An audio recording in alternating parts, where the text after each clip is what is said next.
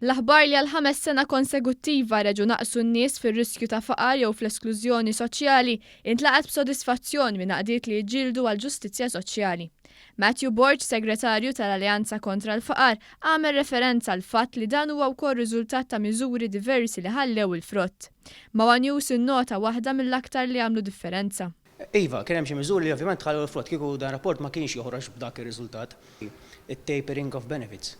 Fejn inti tajn persuna toħroġ mill-faqar billi ma taqbadx u taqtala saqajja, kif ngħidu billi taqtala benefiċċji soċjali sta tnaqqashomla bil-mod sakemm din il-persuna tiġi fuq saqajja. Żied jgħid kif l-aħħar snin kien hemm tnaqqis sinifikanti fil-persuni li ma jaffordjawx affarijiet bażiċi fosthom l-ikla ta' filgħaxija.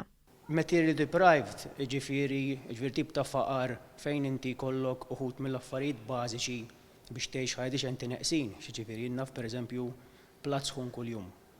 Dak it-tip ta' faqar mill-2013 law minn Gvern Laburista law niftakar kien 10% u niżel 3%. Severely materially deprived, ġifieri qar minn hekk minn 19% għal 3%. Ġifieri dan kien tnaqqis sostanzjali, tnaqqis pożittiv u nisperaw li il-pass jibqa' l-istess dejjem noqsu. Naturalment, Borg sostna li l-awtoritajiet iridu jieħdu ħsieb lil dawk li għadhom mhux ilaħqu b'mod diċenti mal-ħajja u għalhekk tenna li se jsiru wkoll numru ta' suġġerimenti. Aħna u xi NGOs oħra se nieħdu kampanja estensiva fuq il-living income biex issa d-diskors jixxiftja jdur minn fuq il-paga minima għal-living income. Il-living income x'inhu? Jiġu dak id-dħul bażiku minimu biex persuna f'Malta la darba tkun ta' ilgħu la tkun f'riskju tal-faqar u laqqas tkun ovvjament materially deprived, ġieri tkun tgħix ħajja diċenti. Intant l-organizzazzjoni xellukija żminijietna wkoll esprimit sodisfazzjon għall-politika tal-Gvern fil-ġlida kontra l-faqar. Qalet li l-istatistika nazzjonali dwar il-faqar tikkonferma li l-politika tal-Gvern fil-qasam ekonomiku u soċjali qed wassal għal riżultati tajbin biex finalment jiġi miġġieled il-faqar. Mill-banda l-oħra qalu li jridu iktar ħidma kontra l-prekarjatu fis-settur tal-housing.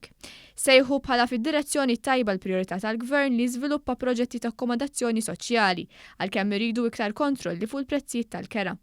Inotaw ukoll li żieda fil-pensjoni minima nazzjonali qed wassal biex aktar pensjonanti jgħixu stil ta' ħajja diċenti.